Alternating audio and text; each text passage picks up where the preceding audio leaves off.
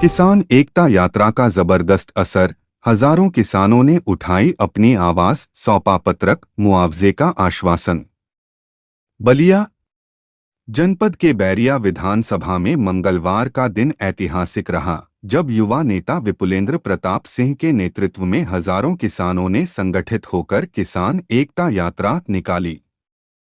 यह यात्रा स्थानीय प्रद्युम्न बाबा स्थान सोनबरसा से प्रारंभ होकर विशाल जनसमूह के साथ बैरिया तहसील परिसर तक पहुंची, जहां किसानों ने अपनी समस्याओं से प्रशासन को अवगत कराया। यात्रा में शामिल किसानों, महिलाओं और युवाओं की भारी भीड़ ने स्पष्ट कर दिया कि मोथा चक्रवात से हुई तबाही को लेकर किसान अब चुप रहने वाले नहीं हैं। कुछ दिनों पहले आए इस चक्रवात ने क्षेत्र की तैयार खरीफ फसलों को बर्बाद कर दिया था, जिससे किसान आर्थिक संकट में फंस गए थे। इसी पीड़ा को लेकर विपुलेंद्र प्रताप सिंह ने गांव-गांव जाकर जनपंचायतें की और प्रशासन से किसानों को उचित मुआवजा दिलाने की पहल शुरू की। उनके आह्वान पर 12 दिसंबर को किसान एकता यात्रा का ऐलान किया गया, जिसमें हजारों पीड़ित किसानों ने भाग लेकर इसे अभूतपूर्व समर्थन दिया। तहसील परिसर पहुंचकर यात्रा का जनसैलाब इतने बड़े पैमाने पर उमड़ा कि प्रशासन को भी किसानों की गंभीरता का एहसास हुआ।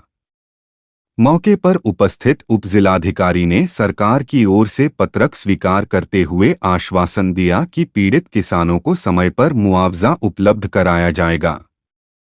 इस यात्रा ने पूरे पूर्वांचल में किसान आंदोलन को नई ऊर्जा दी है।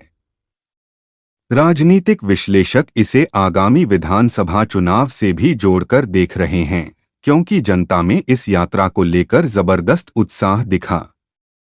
वहीं ग्रामीणों का कहना है कि लंबे समय बाद किसी नेता ने उनके मुद्दों को इतनी मजबूती से उठाया है।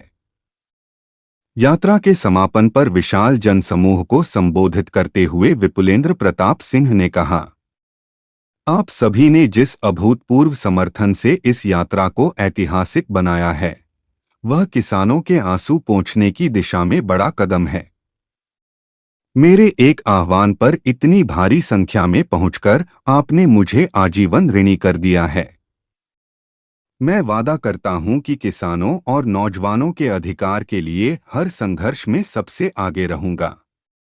बैरिया की धरती पर निकली यह किसान एकता यात्रा न केवल प्रशासन को झकझोरने में सफल रही, बल्कि किसानों में आत्मबल और उम्मीद की नई किरण भी जगाने में कामयाब रही है।